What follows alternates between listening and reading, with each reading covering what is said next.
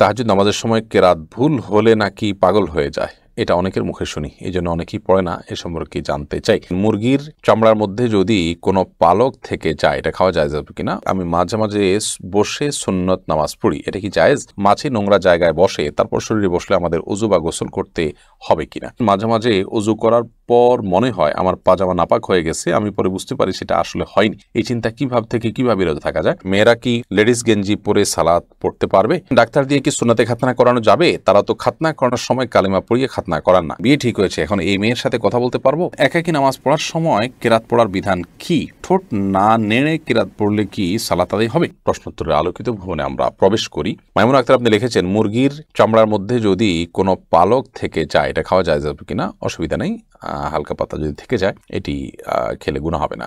শিউলি যেমন আপনি লিখেছেন, আমার নাম শিউলি, আমি মাঝে মাঝে বসে সুন্নত নামাজ পড়ি, এটা কি জায়েজ?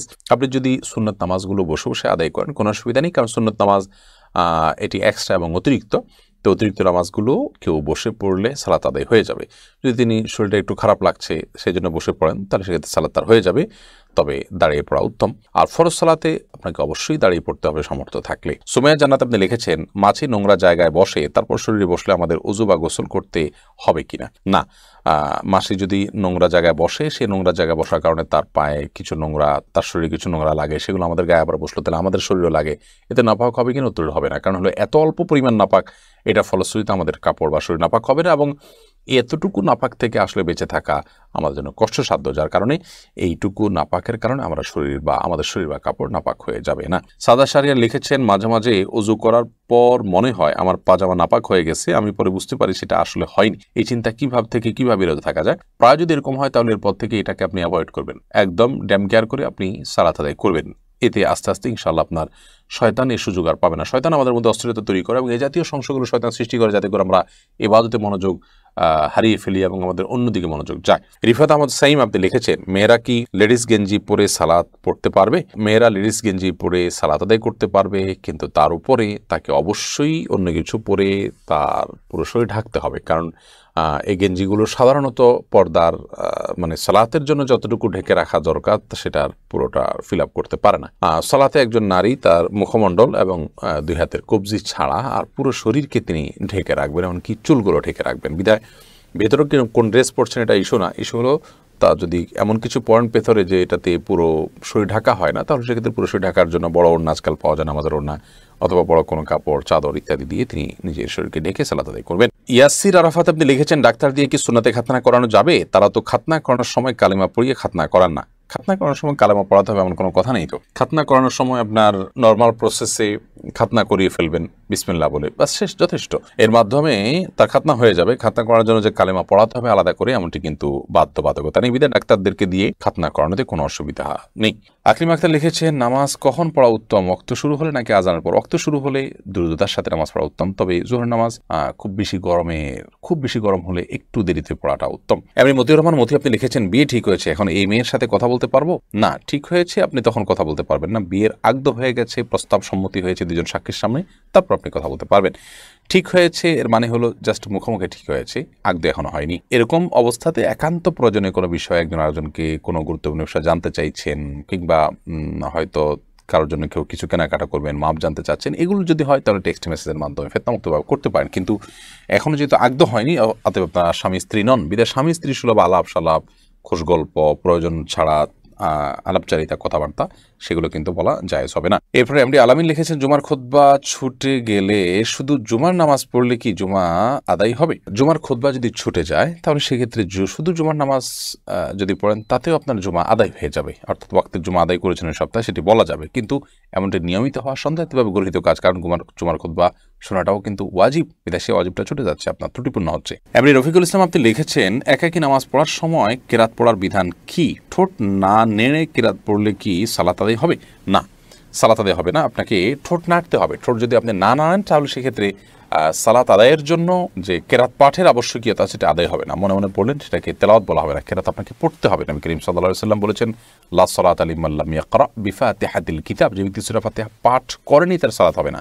তাহলে এখানে পাঠ করতে বলেছেন তিনি। আপনি যদি মুখ না নাড়েন, ঠোঁট না নাড়েন, জিহ্বা না নাড়েন, তাহলে পাঠ হলো না, সেটা কল্পনা হলো, সেটা জল্পনা হলো, সেটা স্মৃতিতে আপনি স্মরণ করলেন, স্মরণ হলো, তো স্মরণ করতে তো বলা হয়নি, বলা হয়েছে পাঠ করতে। অতএব আপনি ছোট না নামলে নামাজ হবে না। এম সালমা লিখেছেন, পিরিয়ড চলাকালীন সময় ঘর থেকে বের হওয়ার সময় আয়াতুল কুরসি পাঠ করা যাবে কিনা। পিরিয়ড চলাকালীন সময় কোরআন কারীম তেলাওয়াত করবেন না, এটাই জমহুর আমাদের মত। তবে অনেক ওলামা কেরাম এটাকে জায়েজও বলেছেন। এসবি শান্তা ইসলাম লিখেছেন, আমার হাজব্যান্ড প্রচুর ধূমপান করে, অনেক চেষ্টা করে তাকে ধূমপান করা থেকে ফেরাতে পারছি না। এখন আমার করণীয় কি? ইসলামে ধূমপান সম্পর্কে কি বলে? ইসলামে ধূমপান করা অবশ্যই নিষিদ্ধ কাজ। আল্লাহ বলেছেন, রাতুল কবে এদিকে তাহলুকারা, যাদেরকে তোমরা মানে ধ্বংসের দিকে ঠেলে দিও না, যেটি ক্ষতিকর হবে আপনার জন্য। আপনি জানেন আপনাকে আস্তে আস্তে মৃত্যুর দিকে নিয়ে যাবে, নানা রকম রোগ বালাইয়ের মধ্যে ফেলবে, এবং সেটা বাহ্যিক কোনো উপকারিতা নেই, অপকারিতাই বেশি। তো সেক্ষেত্রে সেটি নিষিদ্ধ, নাজায়েজ, গুনাহের কথা। বিধায় আপনার স্বামীকে আপনি বোঝানোর চেষ্টা করবেন, আল্লাহর ভয় দেখাবেন, এবং অন্যদেরকে দিয়ে বোঝাবেন, তার জন্য আল্লাহর কাছে দোয়া করবেন, বিভিন্ন উদ্যোগ আপনি গ্রহণ করবেন। আবিদ হাসান আপনি লিখেছেন, কর্মব্যস্ততার কারণে অনেক সময় ওয়াক্ত মতো নামাজ পড়া সম্ভব হয় না, কিন্তু প্রতিদিনই পরে কাজা আদায় করে নিয়ে, এটি গুনাহ হবে? অবশ্যই গুনাহ হবে। নিয়মিত আপনি যদি এটা করেন তাহলে সেটা এক ধরনের অপরাধ, আপনি সালাতকে সমত আদায় করছেন। আল্লাহ বলেছেন, ইন্নাস সালাতা কানাত আলাল মুমিনিনা কিতাবাম মাওকুতা, নিশ্চয়ই সালাত ইমানদারদের জন্য নির্দিষ্ট সময়ে পড়াটা এটা আল্লাহ তাআলার পক্ষ থেকে অবধারিত, ফরজ করা হয়েছে। বিধায় সেই ফরজটাকে অবলীলা প্রতিদিন আপনি লঙ্ঘন করে যাবেন তথাকথিত ব্যস্ততায়, এই ব্যস্ততা আপনার জন্য জায়েজ নয়। আপনার ঈমান ধ্বংস হয়ে, তাকওয়া ধ্বংস হয়ে, আখিরাত এবং জান্নাত ধ্বংস হয়ে যদি দুনিয়ার অনেক কিছু অর্জন হয়, সেই অর্জনটা আপনার কাছে তুচ্ছ, সেটা আপনি গ্রহণ করার কথা নয়। আপনাকে যদি নিঃশ্বাস আটকে রেখে কাজ করতে বলা হয় এবং তার বিনিময়ে আপনাকে অনেক টাকা অফার করে, আপনি নেবেন না, কারণ জানে না থাকলে, জীবনে না থাকলে, বেঁচেই না থাকা গেলে এই টাকা দিয়ে আমি কী করবো। ঠিক একইভাবে নামাজে যদি পড়তে না পারি, আমার আখিরাত পুরোপুরি ধ্বংস হয়ে যায়, তাহলে সেক্ষেত্রে এই ব্যস্ততার কী মানে থাকতে পারে? আপনি আপনার পেশা, আপনার অবস্থান পরিবর্তন করে হলেও ওয়াক্ত মতো সালাত আদায় করতে হবে। মাঝে মধ্যে এরকমটি হতে পারে, সেই ভিন্ন কথা। মনি তানি আপনি লিখেছেন, অনেকের ধারণা মেয়েরা বাবার ভাইয়ের সম্পত্তি আনলে ভালো হয় না, ইসলাম আইন কি বলে? না, এটা মন গড়া কথা। বাবার ভাইদের সম্পত্তি বুঝে নেবেন, এই নেওয়াটাই বরং ভালো। আপনার ভাইরা যাতে গুনাহে লিপ্ত না হয় বোনদের হক মেরে, সেজন্য আপনি নিজেরটা বুঝে নেবেন, প্রয়োজনে প্রেশার ক্রিয়েট করে হলেও আপনার হক আপনি বুঝে নেবেন। আর যদি তারা দুর্বল থাকে, অভাবী থাকে, তাদেরকে ছাড় দিয়ে আসছেন, সেটা ভিন্ন বিষয়। বাবার ভাই মেয়েরা নিলে তাদের অকল্যাণ হয়, এটি মূর্খতাসুলভ কথা, কুসংস্কার, এটি কোনো ভিত্তি নেই। কাজী নাজমুস সাকিব আপনি লিখেছেন, রুকু এবং বৈঠকে দৃষ্টি কোথায় থাকবে? আমরা দৃষ্টি কোথায় রাখবো? একটা মত হলো যে সর্বাবস্থা আমরা সেজদার যে জায়গা, সেখানে আমরা দৃষ্টি রাখবো, আর বৈঠকে আমরা আমাদের কোলের দিকে দৃষ্টি রাখবো, এটি একটি মত। রুকুতে অনেকে বলেছেন যে দুই পায়ের যে মধ্যবর্তী জায়গা, এখানে আমাদের নজর থাকবে। তো খোলাসা কথা হলো, বেশিরভাগ ক্ষেত্রেই সালাতে আমাদের নজর থাকবে হলো সেজদার দিকে, এবং সর্বাবস্থায় সেজদা যে এরিয়া, এর মধ্যে, এটুকুর মধ্যে আমাদের নজরকে আমরা সীমাবদ্ধ রাখবো। বাকি যখন আমরা বসবো, তখন সচরাচর সেজদার দিকে তাকাতে হলে তো আমাদের চোখ উঠাতে হয়, আরেক দিকে তাকাতে হয়, আমরা কোলের দিকে স্বাভাবিকভাবে নজর করব। অর্থাৎ চোখকে অবনত করলে যে জায়গায় নজর আসে, সেই সীমানার ভিতরে আমরা নজর রাখার চেষ্টা করব। আয়েশা সিদ্দিকা আপনি লিখেছেন, তাহাজ্জুদ নামাজের সময় কেরাত ভুল হলে নাকি পাগল হয়ে যায়, এটা অনেকের মুখে শুনি, এই জন্য অনেকেই পড়ে না, এ সম্পর্কে জানতে চাই। না, এটা একেবারেই কুসংস্কারাচ্ছন্ন কথা, একদমই ভিত্তিহীন কথা, কোনো ভিত্তি নেই কথা। কেরাতে ভুল হলে কোনো অসুবিধা নেই, কোনো গুনাহ হবে না, পাগল হয়তো প্রশ্নই ওঠে না। অন্য নামাজ যেরকম ভুল হতে পারে, তাহাজ্জুদ নামাজও ভুল হতে পারে। বিধায় ভুল হলে সেটাকে সংশোধন করবো, কারেকশন করবো, এর কারণে গুনাহ হবে না, অন্য কোনো ক্ষতি হওয়া তো দূরের কথা।